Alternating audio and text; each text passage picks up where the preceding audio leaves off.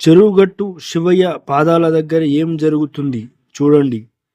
ఇలా భక్తులు స్వామివారు చెక్క చెప్పులు మీద పెట్టుకొని పసుపు కుంకుమ నవధాన్యాలు నిమ్మకాయలు ఇలా వాళ్ళపై పోసి వేసి ఇలా నిమ్మకాయలతో కట్ చేసి వేస్తారు. ఇలా కొబ్బరికాయలు కొడతారు.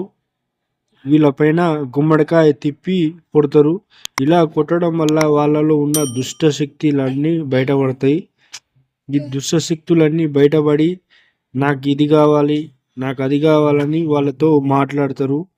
శివశక్తులతోటి మాట్లాడి వాళ్ళకు కావాల్సిన పూజ చేసి వాళ్ళ నుంచి ఒంటి నుంచి తొలగించి వాళ్ళ ఆరోగ్యాలను మంచిగా చేస్తారు. ఇక్కడ శివయ్య పాదాల ముందు ప్రతిదీ బయటపడతాయి.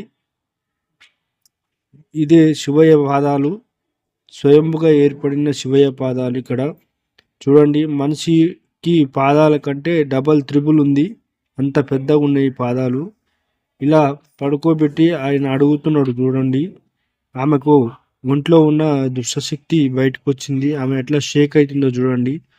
షేక్ అయ్యి ఆమెకంట మైసమ్మ ఉందంట, మైసమ్మ పట్టిందంట. అనారోగ్య సమస్య బట్టి ఏది తక్కువ కాక ఆరోగ్య సమస్య వల్ల వాళ్ళకు హాస్పిటల్లో ఏ డబ్బులు పెట్టినా కానీ ఖర్చు పెట్టినా కానీ తగ్గలేదు, ఏది అయినా పోలేదు. ఇక్కడ బయటపడింది. మైసమ్మ ఆమెకు పట్టిందంట, ఒంటి మీద బట్టి ఆమెకి అనారోగ్య సమస్యలన్నీ వస్తున్నాయని ఆమె స్వయంగా వాళ్ళు వచ్చి ఇక్కడ చెప్తే వాళ్ళకి పాదాల దగ్గర పాద పూజ చేశారు. పాద పూజలో బయటపడింది. ఇప్పుడు ఆమెకి మైసమ్మకు సంబంధించిన పూజ చేసి వాళ్ళు తీసేస్తారు. తీసేయడం వల్ల వాళ్ళ ఆరోగ్యం మంచిగా అవుతుంది. అలా ఇక్కడ హాస్పిటల్లో నయం కాని సమస్యలు కూడా ఇక్కడ నయం అవుతాయి శివయ్య పాదాల ముందు. శివయ్య ముందు ఎలాంటి దుష్టశక్తి అయినా సరే పారిపోవాల్సిందే శివయ్య కన్ను పడితే. ఇలా శివశక్తులు ఇలా చేసి తర్వాత ఇక్కడ కోనేరుకి వస్తారు. ఈ కోనేరులో శివయ్య స్వయంగా చెట్టు పోస్తాడు. చెట్టు పోయడం వల్ల ఇక్కడ స్నానం చేయడం వల్ల దుష్ట ప్రభావాలన్నీ పోతాయి. ఇక్కడ గోగర్భం ఉంది. ఈ గోగర్భం చాలా ప్రత్యేకం. ఆ నీరు మనపై చల్లుకుంటే మనకంతా మంచిగా జరుగుతుంది. ఈ కోనేరు పవిత్రమైనది. ఈ కోనేరులో స్నానం చేయాలి. మంచిగా స్నానం చేసి శివయ్య పాదాల దగ్గర 11 చుట్లు ప్రదక్షిణ చేస్తారు. అలాగే గర్భగుడి చుట్టూ 11 ప్రదక్షిణ చేస్తారు. ఆ మొక్కుతున్న మాతకి దేవుడు వచ్చిండు.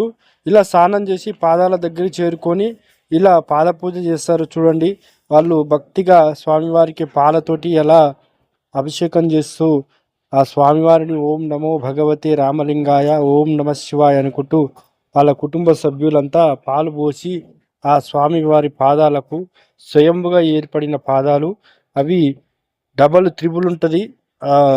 ఆ పాదాలు స్వామివారి పాదాలు మనిషి పాదాల కంటే డబల్ త్రిబుల్ ఉంటుంది.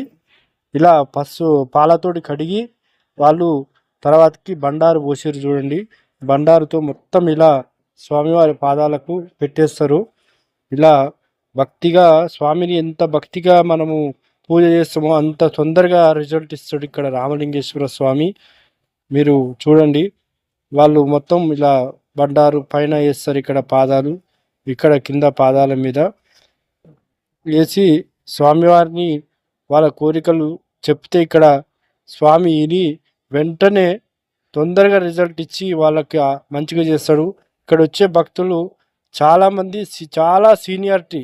ఇప్పుడు మనం ఎక్కడైనా సీనియారిటీ అంటాం కదా, ఇక్కడ కూడా సీనియారిటీ అనేది ఉంటుంది స్వామివారి దగ్గర. ఒక్కొక్కరు 10 ఏండ్లు 20 ఏండ్లు 50 ఏండ్లు ఇలా వచ్చిన సంఘటనలే చాలామందిని అడిగితే మీరైనా ఎప్పుడైనా ఇక్కడికి వచ్చినప్పుడు తప్పకుండా అడగండి, మీరు ఎన్ని రోజులు ఇక్కడ రాబట్టి అని తప్పకుండా చెప్తారు వాళ్ళు. మేము 10 ఏళ్ళు అయింది, 20 ఏళ్ళు అయింది. ఎందుకంటే అంత నమ్మకం రామలింగేశ్వర స్వామి అంటే. ఆయనకు మొక్కిన కోరికని వెంటనే తీరుస్తాడు. ఇలా పాద పూజ చేస్తారు, గుమ్మడికాయలు కొడతారు. ఈమెకు గుమ్మడికాయ కొడుతుంది చూడండి. ఇలా గుమ్మడికాయలను తిప్పి పాదాలకు దిష్టి తీసి స్వామివారి పాదాలకు కొడతారు. ఇలా కొట్టడం వల్ల వాళ్ళకు మంచి జరుగుతుందని నమ్మకం, మంచి జరుగుతుంది. ఈమెకు దేవుడు వచ్చింది చూడండి, ఆమె ఏమంటుందో.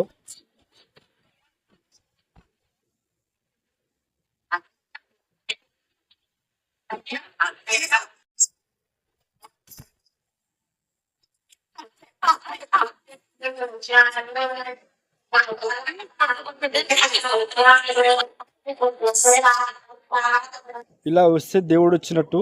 ఇలా వచ్చినప్పుడు దేవుడు మనం అడిగినప్పుడు కోరికలు తీరుస్తాడు. ఇలా కుంకుమతోటి మంచిగా పెళ్లి కొడుకు కేసినట్టు చేసి ఇలా గుమ్మడికాయ కొడతారు. పాదాల పైన మంచిగా పూలు పెట్టి ఊదికడ్డీలు పెట్టి ఆడ దీపం పెట్టి మంచిగా స్వామివారికి కొబ్బరికాయ కొడతారు. పాలకాయ కొట్టి దేవునికి మంచిగా మొక్కుకుంటారు.